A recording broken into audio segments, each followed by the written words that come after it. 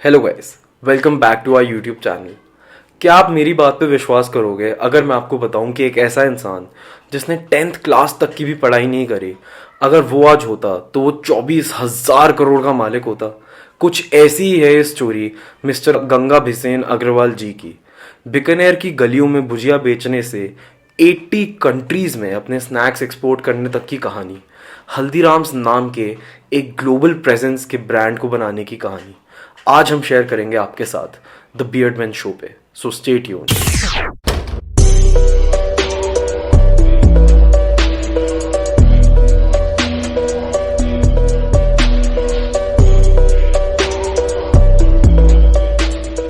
ये कहानी शुरू होती है 1937 में, जब गंगा बिशेन अग्रवाल जी, जिन्हें प्यार से हल्दीराम बुलाया जाता था, अपने फादर की नमकीन की दुकान पर काम करना शुरू करते हैं बीकानेर राजस्थान में। गंगा जी की शादी होती है चंपा देवी जी से, जिसके बाद हल्दीराम जी अपने फादर से अलग होकर अपना खुद का काम शुरू करते हैं बीकानेर की गलियों में भुजिया और मूंग दाल बेचकर।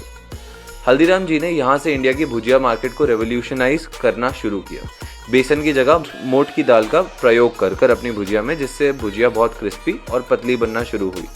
ये प्रोडक्ट मार्केट में एकदम नया था एंड लोगों को बहुत ज़्यादा पसंद आया। पसंद आने के बाद हल्दीराम जी ने जो मार्केट रेट 2 पैसे पर केजी के हिसाब से बिकता था, उन्होंने 5 पैसे पर केजी के हिसाब से बेचना शुरू किया एंड उनका प्रोडक्ट बहुत बड़ा हिट था, जिससे उन्होंने बहुत ज़्यादा पैसा कमाया और अपनी पहली दुकान बीकानेर में खोली। यहाँ से शुरुआत होती है हल्दीराम के सफ़र की। उसके बाद आती है ग्रोथ की कहानी। जब हल्दीराम जी पहली बार कोलकाता एक शादी पर गए, वहाँ से उनको आइडिया आया कि यहाँ पे उनको एक दुकान खोलनी चाहिए। यहाँ से पूरा सफ़र शुरू होता है हल्दीराम की पूरी ग्रोथ का।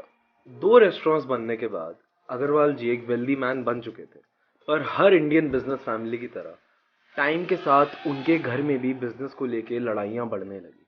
इसके बाद उनके टोटल 3 स्टोर्स बने, बीकानेर, नागपुर और कोलकाता। ये सारे स्टोर्स उनके डिसेंडेंट्स में डिवाइड हो गए। अब हम आते हैं इस स्टोरी में हल्दीराम्स के सेकंड मास्टरमाइंड की तरफ, जिनका नाम है शिव कृष्ण अग्रवाल जी।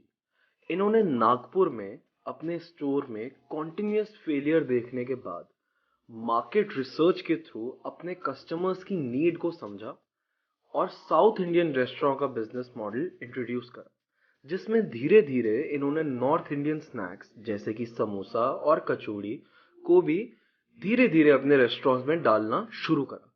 और ये स्टोरी पूरी की पूरी बनी हल्दीराम्स के रेस्टोरेंट बिजनेस के पीछे का सबसे बड़ा सक्सेस। और इसके बाद हम आते हैं सीधा 1973 में, जब मनोहर लाल अग्रवाल जी ने अपने फैमिली बिजनेस को ज्वाइन करा और एक नया स्टोर खोला in the capital of India, Delhi के चांदनी चौक में।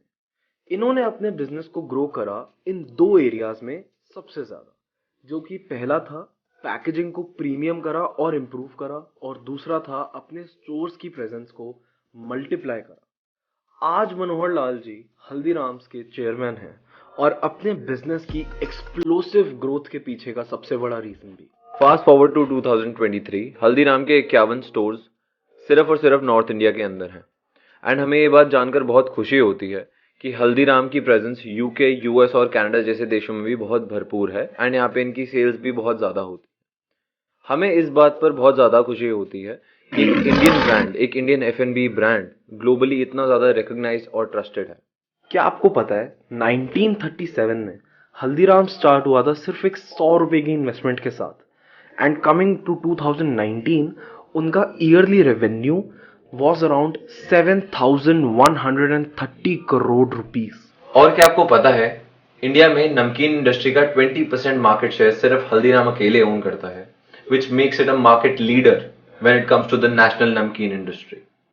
तो कैसी लगी आपको इंडिया के भुजिया किंग की एक शॉर्ट स्टोरी? हमें अपने रिव्यूज कमेंट में जरूर बताएं and subscribe to the Beardman show.